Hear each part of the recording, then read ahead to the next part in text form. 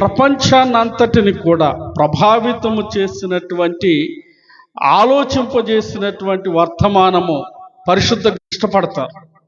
అర్థమవుతుందండి? వారి స్వలాభం కొరకు అది ఎంత కష్టమైనా యేసుక్రీస్తు వారు చెప్తున్న మాట ఏంటంటే, నీతి నిమిత్తము హింసింపబడుచున్న వారు ధన్యులు అన్నాడు. నీతి నిమిత్తము హింసింపబడుచున్న వారు ధన్యులు. సంవత్సరాలు వచ్చిన తర్వాత దాని ముక్కు సహకరించదు, ఎగరటానికి తన రెక్కలు సహకరించు.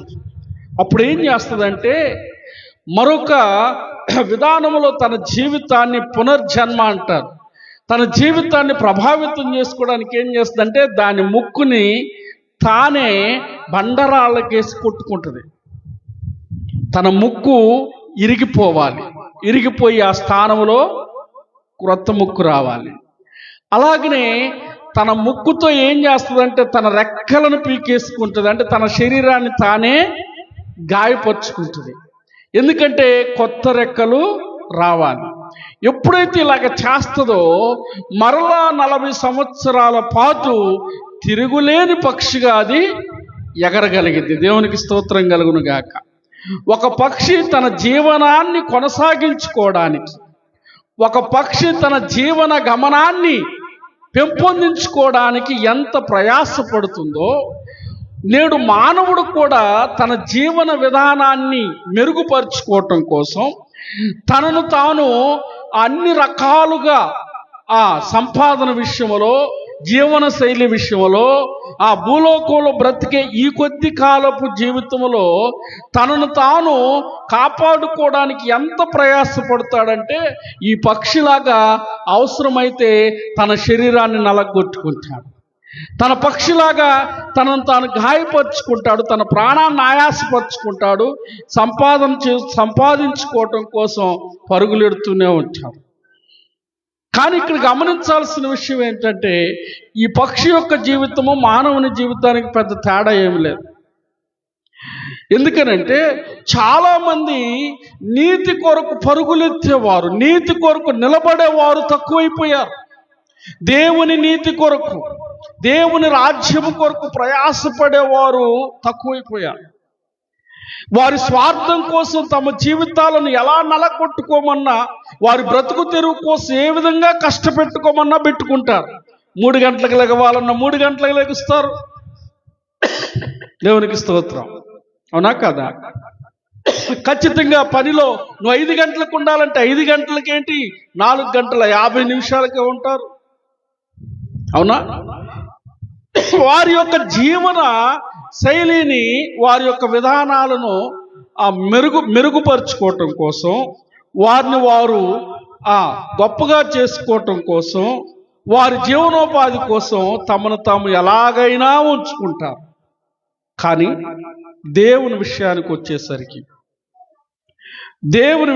వచ్చేసరికి చాలామంది ఏమైపోతున్నారంటే దేవుని విషయంలో స్వార్థంగా ఉంటున్నారు. నీవు దేవుని నీతి కొరకు హింసింపబడటం తర్వాత ప్రక్కన పెట్టు, అసలు దేవుని కొరకు నిలబడటానికి సమయం ఉండట్లేదు, దేవుని సన్నిధికి వచ్చి కూర్చుంటానికి సమయం ఉండట్లేదు, దేవుని సన్నిధిలో ప్రార్థన చేయటానికి సమయం ఉండట్లేదు, దేవుని సన్నిధిలో కొంత సమయం గడిపి అందరి కొరకు ప్రార్థన చేద్దామని మంత్లీ వన్స్ జరిగేటువంటి ఈ యొక్క ప్రార్థనా కూడికలో పార్టిసిపేట్ చేసేటువంటి సమయము, ఓపిక ఉండట్లేదు, తీరిక ఉండట్లేదు. కానీ జీవనం కోసం, నీ జీవన ఉపాధి కోసం, నిన్ను నీవు పోషించుకోవటం కోసం రాత్రులు కష్టపడి పనిచేయమన్నా చేస్తావు. అర్థమవుతుందా? వేకునే లేచి పనికి వెళ్ళాలన్నా సిద్ధపడతావు, సమయానికి వెళ్ళాలన్నా కూడా సమయానికి వెళతావు. ఆ పక్షి తనను తాను జీవనాన్ని మెరుగుపరుచుకోవడానికి, కాపాడుకోవడానికి తనను తాను గాయపరుచుకున్నట్లుగా వారి శరీరాలను ఎలాగైనా బాధ పెట్టుకోవడానికి ఇష్టపడుతున్నారు. కానీ దేవుని నీతి కొరకు, దేవుని రాజ్యము కొరకు, దేవుని రాజ్య స్థాపన కొరకు, దేవుని నీతి నీ ద్వారా వెదజల్లబడుటకు, నీ ద్వారా విస్తరించుట కొరకు ప్రయాసపడాల్సి వస్తే, దేవుని మందిరములోనికి వచ్చి దేవుని సన్నిధిలో కూర్చొని ప్రార్థించవలసిన సమయాన్ని, ప్రార్థించవలసిన గడియ వచ్చేసరికి శరీరం అలసిపోయింది, బాగా లేదు, అలసట చెందాం, ఇన్ని రకాల సాకులు చెబుతూ దేవుని నీతి కొరకు నిలబడవలసిన వారే పడిపోతున్నారు నేటి దినాల్లో. దేవుని నీతిని చాటించవలసిన నీవు, దేవుని నీతిగా సాక్షార్థంగా నిలవబడి ఉండవలసినటువంటి వారు ఏమైపోతున్నారంటే బలహీనులైపోతున్నారు. ప్రియులారా, నేను ఈ రోజున ఇద్దరు వ్యక్తులను గురించి మీ ముందు ఉంచాలని ఆశపడుతున్నాను. దేవుని నీతి కొరకు నిలబడటం అంటే ఏంటో చూద్దాం. చాలాసార్లు మనుషుల యొక్క విధానం, భక్తి అంటే ఎలాగుందంటే, ఏదో ప్రార్థనకు వెళ్ళామా వచ్చామా, మన జీవన శైలిని కొనసాగించామా అన్నట్లు ఉంటారు. కానీ ఈ మాటకి, ఈ నీతి నిమిత్తము హింసింపబడిన వారు ధన్యులు అనే మాటను సార్థకతను తెచ్చుకున్న ఇద్దరు వ్యక్తులు ఉన్నారు. వారు భార్యాభర్తలు. ప్రియులారా, వారు ఎవరండి? భార్యాభర్తలు. యూరోప్ ఖండంలో దక్షిణ తూర్పు భాగంన ఒక దేశం ఉంది, రొమేనియా దేశం అని. ఈ రొమేనియా దేశంలో 1909 మార్చి 24న ఒక వ్యక్తి జన్మించాడు. ఆ వ్యక్తి పేరు రిచర్డ్ ఉంబ్రెడ్. ఏం పేరు? ఇతను జీవితాన్ని గురించి ఆలోచన చేస్తే ఇతని కుటుంబం యూదా మతానికి చెందిన కుటుంబం. యూదా మతానికి చెందిన కుటుంబం. చిన్న వయసులోనే తండ్రి చనిపోయాడు. అయితే ఈ రొమేనియా దేశము ఎలాగుండేదంటే అప్పటికి కమ్యూనిస్టు పాలనలో ఉంది. కమ్యూనిస్టులు అంటే ఎవరు అమ్మా? దేవుడు లేడని నమ్మేవారు. అంటే ప్రభువులే పాలించే ప్రభువులే దేవుళ్ళతో సమానం. వాళ్ళకి దేవుళ్ళను వారు నమ్మరు. అయితే ఇతను 1936 సంవత్సరములో ఇతను 1909లో జన్మిస్తే 36 సంవత్సరములో సబీనా అనేటువంటి ఒక స్త్రీతో వివాహం అయింది. ఏం పేరు? సబీనా అనేటువంటి స్త్రీతో వివాహం అయింది. 1938లో వీరిద్దరు ఏం చేయబడ్డారంటే యేసు ప్రభువుని సొంత రక్షకునిగా అంగీకరించారు. భార్యాభర్తలు ఇద్దరు. 36లో వివాహం అయింది. 38లో వీరు ఇరువురు యేసు ప్రభువుని సొంత రక్షకునిగా అంగీకరించారు. ఎలాగ వీరు ప్రభువుని నమ్ముకున్నారంటే, ఒక వడ్రంగి పని చేసుకునేటువంటి వ్యక్తి సువార్తను చెబితే వారు ప్రభువుని నమ్మారంట. దేవునికి స్తోత్రం కలుగును గాక. హల్లెలూయా. ఒక కమ్యూనిస్టు భావజాలంతో పెరిగాడు ఈ వ్యక్తి. అసలు కమ్యూనిస్టు భావజాలంతో పెరిగి కమ్యూనిస్టుకి వారి యొక్క విధి విధానాలకు ఆకర్షితుడై వారికి ఉండే ప్రత్యేకమైన ట్రైనింగ్ సెంటర్స్లో ట్రైనింగ్ కూడా పొందాడు కమ్యూనిస్టుగా. అలాంటి వ్యక్తి ఒక కార్పెంటర్, ఒక వడ్రంగి పని చేసుకునేటువంటి వ్యక్తి సువార్త చెబితే భార్యాభర్తలు ఇద్దరు కూడా ప్రభు వైపు త్రిప్పబడ్డారు. ఈ రోజున నా ప్రశ్న ఏంటంటే, ఒక కమ్యూనిస్టు భావజాలం కలిగినటువంటి వ్యక్తులు ప్రభు వైపు త్రిప్పబడ్డారు. కేవలం ఒక వడ్రంగి పని చేసే వ్యక్తి సువార్త బోధిస్తే. మరి నీవు దేవుని క్రైస్తవ భావజాలం కలిగినటువంటి నీవు క్రైస్తవురాలిగా క్రీస్తు బిడ్డగా పిలువబడుతున్నటువంటి నీవు చెబితే ఎందుకు దేవుని వైపు ప్రజలు లేదా నీ ఇంటి వారు దేవుని సన్నిధికి నడిపించబడలేకపోతున్నారు? అర్థమవుతుందండి. ఎందుకనంటే దేవుని కొరకు ఆసక్తి కలిగి నిలబడేవారు కావాలి. దేవుని నీతి కొరకు ప్రయాసపడేవారు కావాలి. దేవుని రాజ్య స్థాపన కొరకు ప్రయాసపడి దేవుని గురించి పదే పదే కుటుంబాలతో, వ్యక్తులతో, స్నేహితులతో, పరిచయమైన వారితో దేవుని యొక్క గొప్పతనం గురించి మాట్లాడేవారు కావాలి. దేవునికి స్తోత్రం కలుగునుగాక. ఇలాంటి ఆసక్తి జనాలలో చచ్చిపోతుంది. నేడు దేవుని సన్నిధి మీదే సరైన ఆసక్తి లేనప్పుడు దేవుని గురించి ఏం మాట్లాడతాం? అవునా? దేవుని విషయాల గురించి ఏం సంభాషిస్తాం? కాబట్టి ఆ ఆత్మ కార్యము నీలో జరగపోవడానికి గల కారణం ఏంటంటే, ఫస్ట్ నీలో దైవ సంబంధమైన విషయాలను గూర్చిన ఆసక్తి లేకపోవడం. కానీ ఒక వడ్రంగి పని వాడు చెబితే ఆ కమ్యూనిస్టు భావజాలం కలిగినటువంటి ఇరువురు క్రీస్తు బిడ్డలుగా మార్చబడ్డారు. దేవునికి మహిమ కలుగునుగాక. హల్లెలూయా. వీరు ఇరువురు రక్షించబడిన తర్వాత వీరు దేవుని యొక్క సేవ చేయడానికి నిర్ణయించుకున్నారు. ప్రియ దేవుని బిడ్డలారా, ఈ యొక్క సేవా జీవితము వీరు ఎక్కడ సేవ చేశారంటే చాలా ఆశ్చర్యం వేస్తుంది. అదేంటంటే, రెండవ ప్రపంచ యుద్ధం జరిగేటువంటి సమయంలో, అంటే 1939 నుండి 1946 సంవత్సరాల వరకు రెండవ ప్రపంచ యుద్ధం జరిగింది. ఎన్ని సంవత్సరాలు జరిగిందమ్మా? 39 నుండి 45. ఎన్ని సంవత్సరాలు? 6 సంవత్సరాలు రెండవ ప్రపంచ యుద్ధం. ఆ రెండవ ప్రపంచ యుద్ధం జరిగేటప్పుడు బాంబు షెల్టర్స్ ఉంటాయి. బాంబు షెల్టర్స్ ఇప్పుడు ఎక్కువగా ఫోనుల్లో రీల్స్ చూస్తున్నారు, న్యూస్ చూస్తున్నారు. ఇరాన్కి, అమెరికాకు, అంతకుముందు రష్యాకి, యుక్రెయిన్కి జరిగినప్పుడు ప్రజలు బాంబుల బారిన పడకుండా తలదాచుకోవడానికి బాంబు షెల్టర్స్ ఉంటాయి. అర్థమవుతుందా? అలాంటి బాంబు షెల్టర్లో ఆ యుద్ధములో ఆశ్రయం పొందటానికి వచ్చిన వారిని, ప్రత్యేకంగా యూదులను వీరు ఏం చేశారంటే, ఆ వారి మధ్యలోనికి వెళ్ళి యేసు ప్రభు ప్రేమను గురించి ప్రకటిస్తూ ఆ యేసు ప్రభువును గురించి వారికి తెలియపరిచి ప్రభు వైపు వారిని నడిపిస్తూ ఉన్నారు. ఒక మాట చెప్పాలంటే అండర్ గ్రౌండ్ చర్చ్ మినిస్ట్రీ వెళ్ళదు. అర్థమవుతుందండి? Under ground church ministry. Under గ్రౌండ్లో ఎవరుంటారు? రహస్యంగా అండర్ గ్రౌండ్లో దాక్కొని ఉంటారు. వీరు అండర్ గ్రౌండ్ చర్చ్ మినిస్ట్రీస్ అంటే వీరు అండర్ గ్రౌండ్లో దేవుని ఆరాధన చేసేవాళ్ళు. ఎందుకని? బహిరంగంగా చేసే అవకాశం లేదు. బహిరంగంగా సువార్తను బోధించేటువంటి రైట్స్ లేవు. అర్థమవుతుందండి? అలాంటి పరిస్థితుల్లో ఈ అండర్ గ్రౌండ్ చర్చ్ మినిస్ట్రీని వీరు చేస్తూ ఉన్నారు.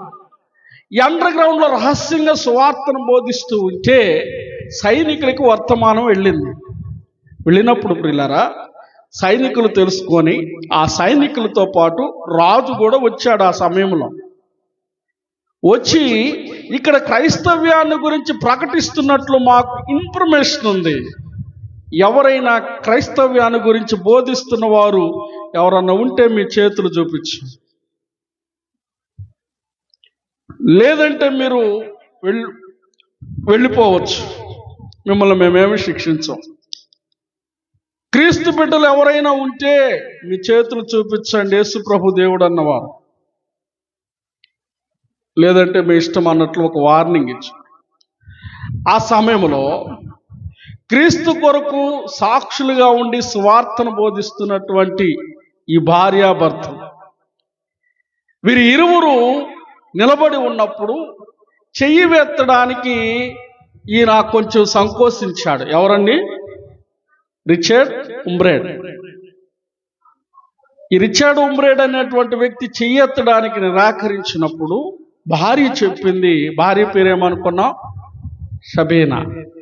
ఈ భార్య తన భర్తకి చెప్తుంది, క్రీస్తు కొరకు మనము అతసాక్షులమైన పర్లేదు, బహిరంగంగా మనం ప్రభువు గురించి సాక్ష్యంగా మనం ఈరోజు ఒప్పుకోలేకపోతే ప్రభువును అవమానపరిచినట్టు. ఒకవేళ నువ్వు చెయ్యెత్తలేకపోతే భయంతో అవసరమైతే నీతో నాకు జీవితం అవసరం లేదు. ఏమన్నమ్మా? నీతో నేను కలిసి ఉండలేను. క్రీస్తుని నువ్వు బహిరంగంగా అంగీకరించలేనప్పుడు నువ్వు నాకు అవసరం లేదన్నట్లు చెప్పింది. అంత అద్భుతమైన మాట అండి. దేవునికి స్తోత్రం. రెండు చేతులు చెబుతామా? చూడండి ప్రియులారా, క్రీస్తు కొరకు నువ్వు నిలబడలేనప్పుడు నువ్వు నాకు అవసరం లేదా? ఎంత కమిట్మెంట్ చూడండి. ఈరోజు దేవునికి కావాల్సింది ఇలాంటి వారండి. దేవుని కొరకు తమ జీవితాలను త్యాగం చేసేవారు కావాలి. దేవుని నీతి కొరకు హింసింపబడటం అంటే, బాధించబడటం అంటే, వేదన పొందడం అంటే ఇదే. నువ్వు లేకపోయినా పర్లేదు, క్రీస్తును ఒప్పుకొనని కాడికి నువ్వు నాకు అనవసరం. అదే పరిస్థితి నేడు దినాల్లో జరుగుతుంది ప్రియులారా. అర్థమవుతుందా? ఎంతమంది దేవుని మీద ప్రేమతో రోషం కలిగి నిలబడగలుగుతున్నారు? ఎంతమంది రోషం కలిగి షబీనాలాగా మాట్లాడగలుగుతారు? అవునా కదా? ఆమె మాట్లాడిన మాటలకి భర్త రోషం తెచ్చుకొని చేయి చూపించారు. భార్య ఆల్రెడీ చేయి చూపించింది. కొంతమంది చేతులెత్తి చూపించినప్పుడు ప్రియులారా, వీరిని ఏం చేశారంటే 1948 సంవత్సరంలో జైల్లో పడేశారు. భార్య భర్తలను తీసుకెళ్ళి జైల్లో పడేశారు. ఎలాంటి జైలు అంటే మినిమం 14 సంవత్సరాలు వారిని జైల్లో పడేశారు. ఈ వ్యక్తిని, ఈ రిచర్డ్ అనేటువంటి వ్యక్తిని ఏం చేస్తారంటే కనీసం మనుష్యులు తిరిగినటువంటి ప్లేస్లో ఇరకాటంగా ఉండేటువంటి సెల్, చాలా భయంకరమైన వ్యక్తులను అందులో పడేస్తారు. అలాంటి ఒక చెరసాల గదిలో అతను పడేస్తారు. ప్రియులారా, ఎంత బాధకరమైన విషయం అంటే తీవ్రమైనటువంటి హింస, శరీర గాయాలు, ఒంటరిగా నిర్బంధించబడటం. ఇలాంటి పరిస్థితుల్లో ఆయన శిక్ష అనుభవిస్తూ ఉన్నాడు. ఎందుకమ్మా ఆయన జైల్లో వేయబడ్డాడు? ఎందుకు వేయబడ్డాడు? యేసు ప్రభు పరిచారకుడని, యేసు ప్రభువే దేవుడని ఒప్పుకున్నాను. అలాంటి పరిస్థితుల్లో 14 సంవత్సరాలు జైల్లో ఉంచి రిలీజ్ చేసిన తర్వాత మరలా 1959లో ఆయన అరెస్ట్ చేసి 1964లో ఆయన్ని విడుదల చేశారు. అయితే ఈయన జైల్లో ఉన్నప్పుడు 2 పుస్తకాలు రాశాడు. ఒకటి క్రీస్తు కొరకు హింసింపబడుతున్నటువంటి జీవితాల గురించి రాశాడు. రెండోది పాస్టర్స్ వైఫ్, అంటే ఆ దేవుని సేవకుల యొక్క భార్యల జీవితం గురించి కూడా రాశాడు. ఎందుకంటే వారిని కూడా చెరసాలలోనే, జైల్లోనే వేశారు. భయంకరమైన చిత్రహింసలకు వారిని గురి చేశారు. అయితే గమనించాల్సినటువంటి విషయం ఏంటంటే ఆయన పొందిన ఒక ఎగ్జాంపుల్, చిన్న సింపుల్గా చెప్పాలంటే, ఆ రోజు బైబిల్ దొరికితే చించి ఆ సైనికులు ఏం చేసేవాళ్ళంటే వాటిని విచ్చలవిడిగా వాడేసేవారు. ఒకరోజు జైల్లో ఈయనకు ఒక డ్యూటీ వేశారు. ఎవరికి? ఈ రిచర్డ్ అనే వ్యక్తికి. బైబిల్ లేదు, వాక్యం లేదు, ప్రార్థన చేసుకోవడానికి లేదు, ఎలాంటి అవకాశం లేని ఆ పరిస్థితుల్లో అతనికి ఆ టాయిలెట్స్ని క్లీన్ చేసేటువంటి డ్యూటీ వేశారు. జైల్లో టాయిలెట్స్ చాలా దారుణంగా ఉంటాయి. అలాంటి డ్యూటీ వేసినప్పుడు భయంకరమైన చలి ప్రాంతం అది. ఆ చలిలో అతను వస్త్రాలు, పై వస్త్రాలు లేవు.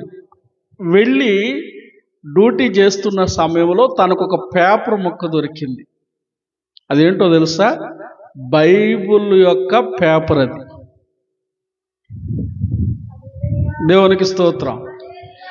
ఆ పేపర్ని సైనికులు టిష్యూ పేపర్ లాగా వాడి, అంటే వాళ్ళు మూత్ర విసర్జన చేసి దాంతో తుడుచుకొని ప్రక్కన పడేశారు. అది ఆ చలిలో అది ఎట్లా గడ్డగట్టిపోయి ఏ విధంగా అయిందో తెలియదు, కానీ ఆ పేపర్ అతనికి దొరికినప్పుడు అది తెరచి చూస్తే బైబిల్ వాక్యం. దేవునికి స్తోత్రం. అది బైబిల్ పేపర్.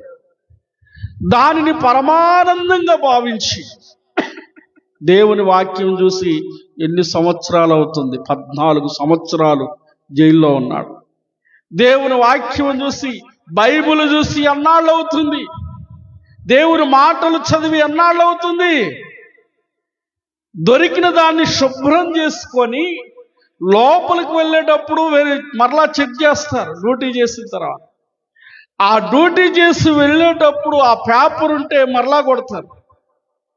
కాబట్టి దాన్ని ఏం చేస్తాడంటే బాగా శుభ్రం చేసుకొని అది కనపడకుండా చాలా చిన్న బిళ్ళ మడతలాగా వేసి దానిని ఆ నాలుక కింద ఎక్కడో కనపడకుండా పెట్టుకున్నాడంటే.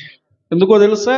ఆయన చెప్పిన సాక్ష్యం, రోజు ఆ పేపర్ని తను ఉన్న ఆ చెరసాలలో తెరచి చదువుకొని బహుగా సంతోషించి బలపరచబడ్డాడంట. దేవునికి స్తోత్రం కలుగును గాక.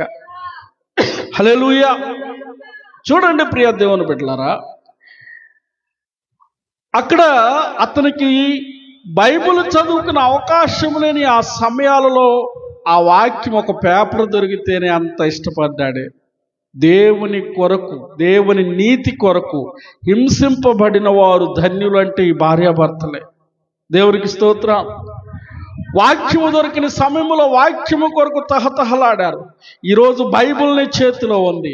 బహిరంగంగా సంఘములో ఆరాధన చేసుకునే పరిస్థితి ఉంది, సంఘములో ప్రార్థన చేసుకునే సమయం ఉంది. కానీ దేవుని నీతి కొరకు నువ్వు ఎంత ప్రయాసపడి నిలబడగలుగుతున్నావు? దేవుని కొరకు ఎంత కష్టపడగలుగుతున్నావు? దేవుని సన్నిధిలో కొంత సమయమన్నా ప్రయాసపడి దేవుని కొరకు నిలబడగలుగుతున్నామా? దేవుని రాజ్యము విస్తరించడానికి 1 గంట తీర్మానం చేసుకొని కొంత సమయము కన్నీటితో ప్రార్థన చేద్దాం అనే ఆసక్తి కలిగిన వ్యక్తులుగా ఉంటున్నామా? ఒక జైలులో అన్యాయంగా శిక్షింపబడుతున్న వ్యక్తి నాకెందుకులే అనుకోలా, ప్రార్థన నాకెందుకులే, ఈ బైబిల్ నాకెందుకులే, ఈ పేపరు వరస్ట్గా ఉంది అనుకోలా. 14 సంవత్సరాలు శిక్షింపబడినా పర్వాలేదు, కానీ నా విశ్వాసాన్ని నేను పోగొట్టుకోకూడదని ప్రతిరోజు కూడా విశ్వాసములో ఎదుగుతూ బలపడ్డాడు. కానీ దేవుని నిమిత్తము ఆ దేవుని విషయంలో ఎక్కడ బలహీనుడు కాలేదు. దేవునికి స్తోత్రం. హల్లెలూయా, హల్లెలూయా. కాబట్టి ప్రియ దేవుని బిడ్డలారా, ఇతడు ఇలాంటి హింసలు పొంది బయటికి వచ్చిన తర్వాత అమెరికా దేశము నుండి ఈయనకు ఒక పిలుపు వచ్చింది సువార్త పంచుకోవడానికి. ఒక పిలుపు వచ్చినప్పుడు ఇతను యుఎస్ సెనేట్ అంటే అమెరికా సెనేట్ అనేటువంటి దాన్ని ఏమంటారంటే అమెరికా పార్లమెంట్ కాంగ్రెస్ పార్టీ అంటే, దానిలో 100 మంది సభ్యులు ఉంటారు. ప్రతి రాష్ట్రం నుండి 2 వ్యక్తులు సెనేటర్స్గా ఎన్నుకోబడతారు. ఎగ్జాంపుల్ అర్థం అవ్వాలంటే మన భారతదేశంలో పార్లమెంటు సభ ఎలా జరిగిద్దో, విదేశాలతో సత్సంబంధాలు కొనసాగించడానికి, వ్యాపారాలు చేయడానికి ఆమోదం ఎలా తెలుపుతారు అందరు కలిసి. పార్లమెంటు సభలో ఏమన్నా బిల్లులు పెడితే ప్రధానమంత్రి వారి వర్గం, మంత్రివర్గం ఏదన్నా బిల్లులు ప్రపోజల్ పెడితే ఏ విధంగా ఆమోదం చేస్తారో అలాంటి నిర్ణయాలు తీసుకునే సభ. అలాంటి సభలో ఇన్ని పిలిచి, నిన్ను మీ దేశంలో బహుగా హింసించారు కదా, క్రైస్తవులు అనబడుతున్న వారు బహుగా చిత్రవద చేశారు కదా, ఇలాంటి వారిని గురించి ఆ విషయాల గురించి ఒకసారి మా ముందు తెలియపరచమని అడిగారు. అడిగినప్పుడు ఆ యుఎస్ సెనేటర్ ఆ సభలో అతను ఏం చేశాడంటే తన షర్ట్ ఇప్పేశాడు. ఆ సెనేటర్ ముందు ఏం చేశాడండి? షర్ట్ ఇప్పేశాడు. షర్ట్ ఇప్పేసరికి అందరూ ఆశ్చర్యపోయారు. అందరూ కూడా ఏం చేయబడ్డారు? ఆశ్చర్యపోయారు. ఎందుకో తెలుసా? తాను షర్ట్ ఇప్పి తాను చెప్పటం కంటే నా శరీరము ద్వారా వారు నన్ను ఎలా హింసించారో మీరు చూసి తెలుసుకోండి అన్నట్లుగా తన షర్ట్ ఇప్పాడు. దేవునికి స్తోత్రం. హల్లెలూయా. ప్రియ దేవుని బిడ్డలారా, ఏం చేశారంటే అతని గాయాలను చూసినప్పుడు అందరూ ఆశ్చర్యపోయారంట. ఏ విధంగా కొట్టారంటే శరీరం మీద అనేక కొరడా దెబ్బలు కొట్టారు. ఆ కొరడా దెబ్బలు మచ్చలుగా కనిపించినాయి అంట. అలాగే వెండి రాడ్డును కాల్చి వాతలు పెట్టారంట. వెండి రాడ్డుని, ఇనుప రాడ్డుని కాల్చి శరీరం మీద కాల్చి పైశాచికమైన ఆనందం పొందేవాళ్ళు అంట. చర్మం కాలిపోయిన చోట మచ్చలు, శరీరం చూస్తే వంకరపోయింది ఏంటా అని చూస్తే అనేక సార్లు ఆ ఎముకల మీద కొట్టినప్పుడు అంట పక్కట ఎముకలు ఇరిగిపోయినాయి అంట. ప్రియ దేవుని బిడ్డలారా, ముక్కలుగా కొన్ని చోట్ల ఎముకలు విరిగిపోయినాయి అంట. తన శరీరాన్ని అలాగే కాకుండా గోళ్ళు ఉండే చూసారా, ఆ గోళ్ళ కింద సూదులతో ఏ విధంగా గుచ్చారో ఆ తీవ్రమైన శారీరక యాతనను చూపిస్తూ ఉంటే వాళ్ళంతా అసలు బెంబేలెత్తిపోయారంట. సరిగ్గా వారికి భోజనం పెట్టేవాళ్ళు కాదు. ఆ చలిగాలిలో, ఆ చల్లదనానికి, ఆహారం లేక తీవ్రమైన చలితో చాలా తల్లడిల్లిపోయేవాళ్ళు ఆ గాయాలతో. ఆ సెనేట్ ముందు చేసినటువంటి ఆ పని, ఆ షర్టు తీసి ఇవి నా మాటలు కాదు, నా శరీరమే సాక్ష్యం అన్నట్లుగా చూపించాడు. దేవునికి స్తోత్రం, హల్లెలూయా. ఇది నా శరీరము కాదు, ఇవి నా మాటలు కాదు, నా శరీరమే సాక్ష్యం. అక్కడ ఉన్న వాళ్ళంతా షాక్ అయిపోయారు. నీతి నిమిత్తము ఆకలి దప్పులు హింసింపబడుచున్న వారు ధన్యులు.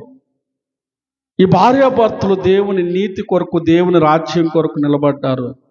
అద్భుతమైన కార్యాలను తర్వాత వారు బయటకు వచ్చి గొప్ప సువార్తను ప్రకటించినప్పుడు అనేక మంది రక్షించబడ్డారు. ప్రియులారా, చూడండి, దేవుని కొరకు ఎంతగా హింసించబడ్డారో వీరు. మరి ఈరోజు దేవుని కొరకు నువ్వెంత ప్రయాసపడుతున్నావు?